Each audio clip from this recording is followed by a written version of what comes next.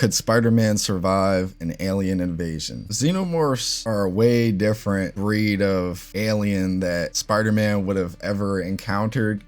I mean, I'm sure Spider-Man's encountered aliens before or something like that, but not like a Xenomorph. If you guys have seen Aliens vs. Predator, you know how, or Aliens, you guys know how the Xenomorphs work. Like their tail, they got sharp tails, they have acid in their blood, they're quick, they could smell you from a billion light years away. The only thing that would save Spider-Man is his spidey sense in this kind of situation. I wonder how Spider-Man's physical structure would react to the aliens' acid, blood, and stuff like that. Because once Spider-Man actually starts doing damage to a Xenomorph and he sees that their blood is acidic, he's gonna have to figure out a way to deal with that. And also at the same time, Spider-Man, he wouldn't be able to web them any type of way. I mean, he could, but these Xenomorphs, they'll bite at their own limbs just so that they can bleed and then free themselves from wherever, from whatever is holding them. You know what I mean? So Xenomorphs, they have a lot of tools in their belt, low-key. I mean, so does Spider-Man, but I don't know. Let's find out though. Could Spider-Man survive an alien invasion? Let me know down in the comments right now what you guys are thinking, and yeah, let's do it. 2 a.m. with localized impact in the East River. In the Marvel Universe, you usually expect a meteor to carry a symbiote or maybe a Kree sentry, but this payload isn't a super soldier. It's a biological reset button. The biological reset button, releasing ovomorphs, xenomorph eggs, into the murky water. New York City is currently suffering through a record-breaking heat wave with 98% humidity. It's an accidental but perfect incubator for an ectothermic parasite that thrives in damp geothermal conditions. This brings us to the ultimate question. Could Spider-Man, the king of evasion, survive the universe's deadliest predator? You might think his spider sense makes him untouchable, but today, we're going to use biology and physics to prove why Peter Parker's specific powers make him the perfect prey for this specific hunter. The Avengers are off-world. The Fantastic Four are in the negative zone. Containment fails entirely on the friendly neighborhood Spider-Man. But, as he is also about to discover, the math is already rigged against him. Here's a fun one. Guys, pretend like you're holding... We got ads already? God damn, dude. Make sure. Yeah. You can't even give us just a second. The nightmare begins underground. The Department of Sanitation reports 4 missing workers near the Chelsea pumping station, and Spidey swings in to investigate. This is where we see the first critical interaction between the spider sense and the Xenomorph. And here is the good news. It works. The spider sense operates on immediate physical danger, regardless of intent. When a drone drops from the ceiling, Peter doesn't just see it, he feels the air displacement before the strike happens. His reaction time is 20 times faster than a human's, allowing him to dodge the serrated tail with perfect precision. But this is where the physics turn against him. In a standard fight, Spidey counters. He lands a cross hook to the creature's dome. This is a tactical error. A Xenomorph isn't just a bug, it's a pressurized hydraulic system. They don't use muscles like we do, they use pressurized fluid to move their limbs. When Spidey lands a 10-ton punch, he cracks the chitinous exoskeleton. Newton's third law kicks in, but with a horrific variable, pressurized molecular acid. The splashback is immediate. We aren't talking about stomach acid here. We're talking about a substance equivalent to fluoroantimonic acid. With a pH so low it doesn't just burn, it detonates protons to break down molecular bonds instantly.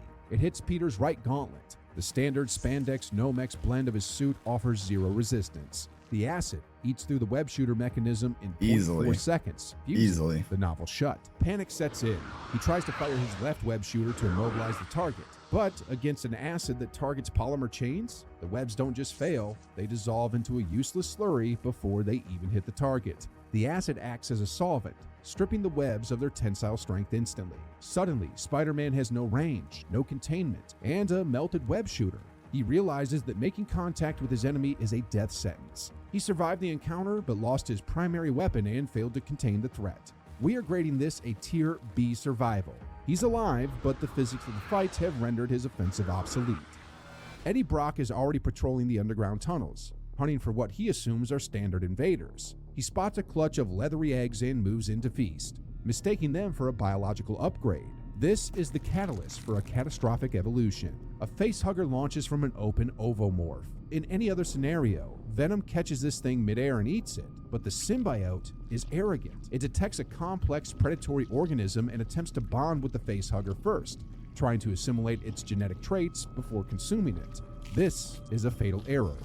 I thought this was a Spider-Man alien verse. I thought this was Spider-Man alien invasion, not Venom coming in to save the day too. Like the moment the symbiote makes contact with the Xenomorph's exoskeleton, the surface tension breaks. The acid blood doesn't just burn, it acts as a cellular toxin to the Clintar anatomy. The symbiote immediately recoils in pain, peeling back from Eddie's face to protect its own mass. This violent retraction leaves Brock completely exposed for exactly 3 seconds, which is plenty of time for the facehugger to latch on and implant the embryo. Now we have to talk about the DNA reflex. In Xenomorph lore, the embryo takes on the physiological traits of its host to better survive the environment. Usually this means walking on 2 legs or having a different jaw structure. But here, the host isn't just Eddie, it's Eddie plus the symbiote. The resulting chest burster, which is insane, bro. What? The symbiote during the gestation period. We're about to see a Xenomorph combined with Venom and freaking and Eddie Brock. Like, what? This is about to be insane. What steps out of the shadows isn't Venom, and it isn't a drone. It's a hybrid.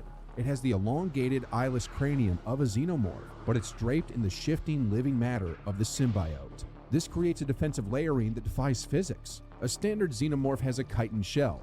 It's rigid and can be cracked with enough force. The symbiote is a non-Newtonian fluid.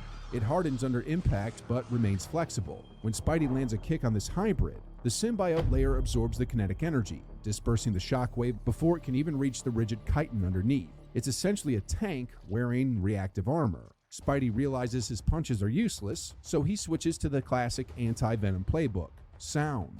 He lures the creature toward a drainage pipe and bangs on it with a loose rebar, creating a high-frequency resonance that usually destabilizes the symbiote. But nothing happens. The creature doesn't scream, it just hisses. Here is the biology behind that failure. The symbiote is sensitive to sound because it resonates with the host's nervous system.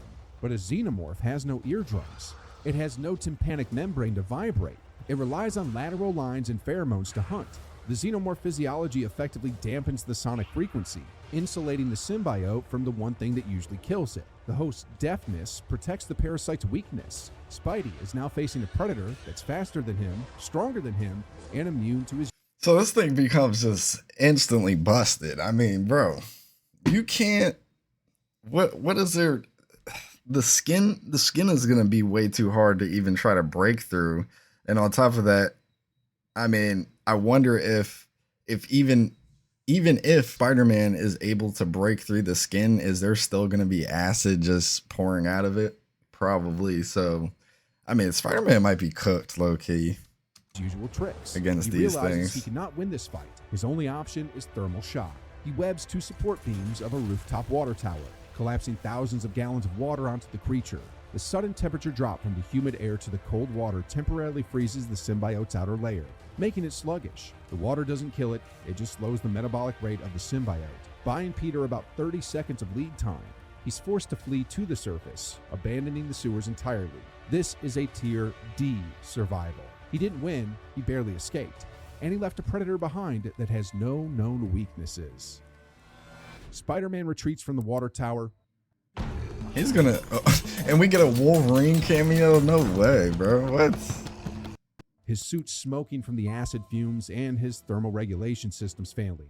He swings through the subway tunnels. He needs all the help he can get, I guess. And the hybrid, but his mask's heads-up display flags something unusual. Xenomorphs are ectothermic. They don't give off body heat, which is why they are invisible to thermal sensors. But down the F-train line, there is a massive heat bloom.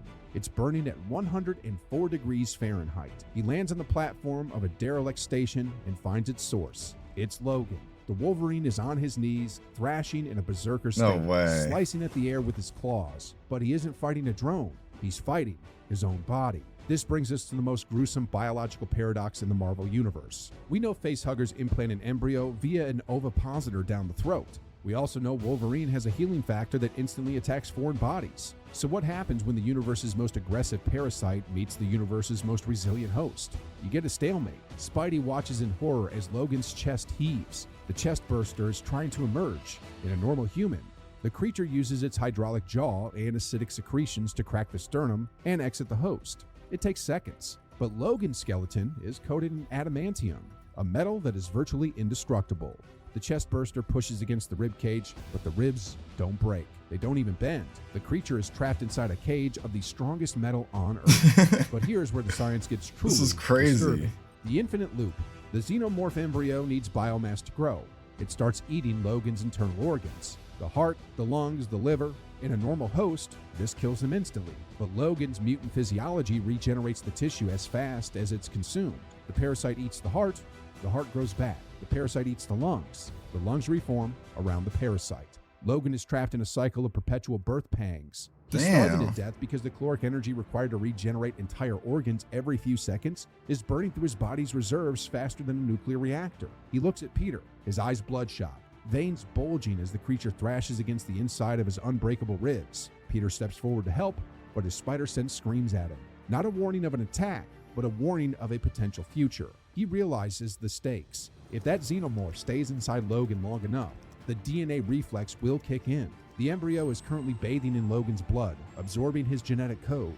If it manages to exit, perhaps by chewing its way back up the throat instead of through the chest, it won't just be a drone.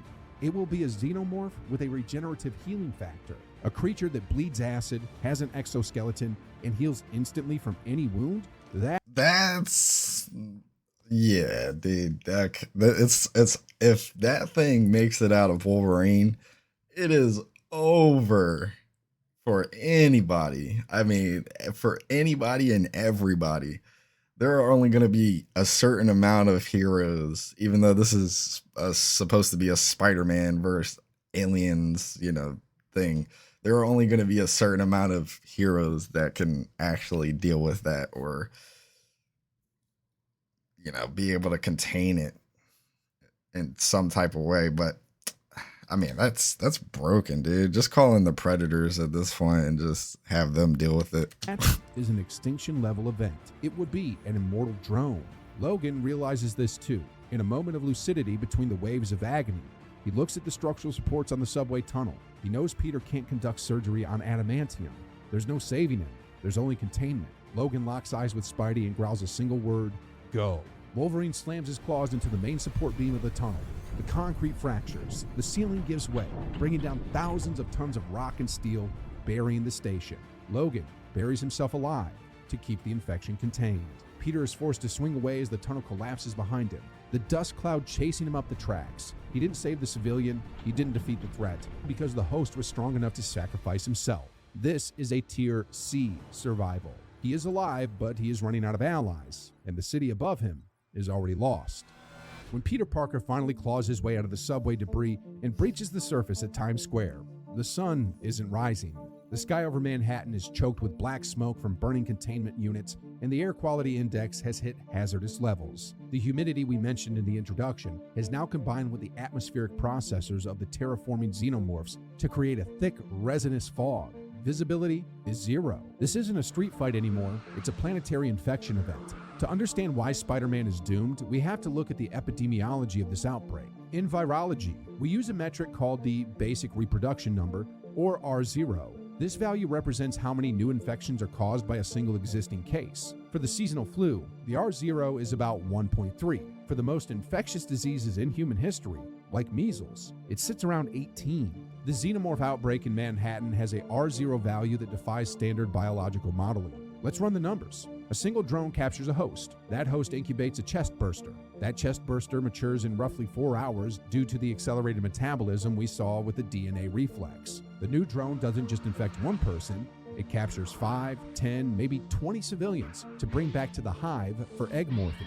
The growth isn't linear, it's geometric. Within 36 hours of the meteor crash, the R0 value spikes to over 100. Mathematically, this guarantees total saturation of the island within 48 hours. There is no stopping it. There is only the only thing they could use at that point, if the aliens take over everything, they're gonna need the gauntlet. They're gonna need the Infinity Gauntlet. They're gonna need Galactus or somebody to just eat the planet. and just create a new planet or something like that. I don't know, dude. This is raps though. Delay of the inevitable. The systemic failure of the human response exacerbates this mathematical certainty. The National Guard and local law enforcement have established a perimeter along the bridges and tunnels, treating this like a riot or a zombie outbreak. They have set up barricades, checkpoints, and kill zones. But this is two-dimensional thinking in a three-dimensional war. They are guarding the surface, but the city has a circulatory system they are ignoring. New York City sits on top of 660 miles of subway track, steam tunnels, and sewer lines. To a xenomorph, these aren't transport routes, they are veins. While the tanks roll down 7th Avenue, the infection is moving underneath them at 40 miles per hour. The xenomorphs are bypassing the blockade entirely. By the time the generals realize the perimeter is breached, the hive has already established multiple queens. Multiple queens, dude. Multiple. Holy. In the bedrock. This brings us to the most critical factor in Spider-Man's survival rating: physiological breakdown. Peter Parker has been active for over 36 hours without sleep, food, or water. His body is currently running on fumes. We know from comic lore that Spidey has a high metabolism, which means he burns through glycogen reserves faster than a normal human. Right now, his body is catabolizing its own muscle tissue for energy. His reaction times are slipping. The precognitive edge that lets him dodge bullets is drifting into merely fast territory. But the real killer is the failure of the spider sense. We need to talk about sensory overload and the neuroscience of habituation. The spider sense works by alerting Peter to immediate danger. It triggers a spike in the amygdala, the brain's fear center, forcing a reflex action. But what happens when the danger is everywhere? Imagine living next to a train track. The first night the train wakes you up, the second night it wakes you up, but by the 10th night, your brain filters the sound out as background noise. Right. This is sensory adaptation. With thousands of xenomorphs crawling inside the walls, under the streets, and across the skyline, Peter's spider sense has been buzzing nonstop for a day and a half. His brain is literally drowning in warning signals. To preserve sanity, his neural pathways begin to treat the tingle as static. He swings past a gargoyle, and his sense flares. But he ignores it, thinking it's just the ambient threat of the city. That split second of hesitation is all it takes. A drone camouflaged against the stonework lashes out. It doesn't kill him, but the serrated tail grazes his ribs. The armor of the iron spider suit would have deflected it, but he's wearing spandex. The cut is deep. He lands on a billboard, clutching his side, breathing heavy. He looks over the city. He can hear the screams of civilians being dragged into the subways. He knows he cannot save them all. In fact, statistics say he can't save any of them if he doesn't stop the source. He has to make He's not going to be able to stop any. Does he continue to rescue individuals and let the infection spread? Or does he try to seal the island and sacrifice the remaining population to contain the threat? This is the psychological breaking point. The hero who refuses to trade lives is now in a scenario where every life he saves potentially creates 5 new monsters. Right. His operational capacity is critical. He's injured, exhausted, and fighting a war his biology wasn't designed for. We have to grade this phase as a Tier D survival. Containment has failed, and the Predator has successfully adapted to the environment better than the Protector. Times Square is no longer a tourist destination. It is a biomechanical cathedral. The famous billboards are obscured by thick secreted resin, sticking civilians to walls like flies in a web. Spider-Man lands on a dissolving lamppost, his chest heaving. Below him, on the red TKTS stairs, the hierarchy reveals itself. The symbiote hybrid from the sewers stands guard, flanking a massive, terrifyingly large, molting queen. Peter runs the numbers. Direct combat against a queen protected by a symbiote is a statistical impossibility. The acid-resistant webbing he tried to synthesize earlier is gone. His win probability is 0. His only Zero. is a scorched earth protocol. Collapse the Lincoln and Holland tunnels to trap the infection on the island. He swings toward the river, but his suit's vibration centers pick up a massive disturbance in the Hudson. We forgot one crucial biological trait. Xenomorphs are amphibious. They use their tails for propulsion, swimming with the deadly efficiency of sharks. While the military blockaded the bridges and Spidey watched the streets, the hive adapted to the aquatic environment. Thousands of drones are currently bypassing the blockade, swimming beneath the National Guard ships to reach the New Jersey coastline. This realization freezes him. The quarantine has already failed. In that split second of despair, the sensory overload finally blinds him completely. A Praetorian drone, camouflaged against the dark resin, drops from the shadows above. The inner jaw strikes, punching through the spandex and delivering a massive dose of paralytic neurotoxin. Spider-Man falls to the pavement, paralyzed, watching the swarm breach the water surface. He didn't just lose the city, he became a part of the harvest. We have to grade this as a definitive tier F-. Status F-. infected. Oh no. The sun rises dude. over a silent, resin-covered Manhattan skyline. The Avengers' Quinjet finally breaks the atmosphere, scanning the grid for human life signs. The readout is 0. Peter Parker's greatest strength, his compulsion to physically intervene and save every life, made him biologically incompatible with a predator that weaponizes contact. This wasn't a superhero fight, it was a planetary immune system reset. But could a different hero have survived the outbreak? Let us know your theory in the comments. If you want to see that simulation, there are only hit few like and subscribe so you don't miss it. There are only few heroes who can actually survive this outbreak. They're broken. They're used as a reset, an extinction event reset. That's what they're used for. So they're inevitable. There's no stopping a Xenomorph invasion. It would just be impossible. It would just be impossible for most heroes to try to deal with something like this. Like even Batman wouldn't be able to deal with something like this. You know, you really need some broken characters to wipe these things out. But yeah, GG's. Let me know what you guys think down in the comments below. Spider-Man would not survive the alien invasion, nor would he be able to save anybody from the invasion. So, I mean, that's an F. That's an F, dude. Spider-Man gets cooked 10 out of 10 times. So, I don't know. That's insane, though. It's insane.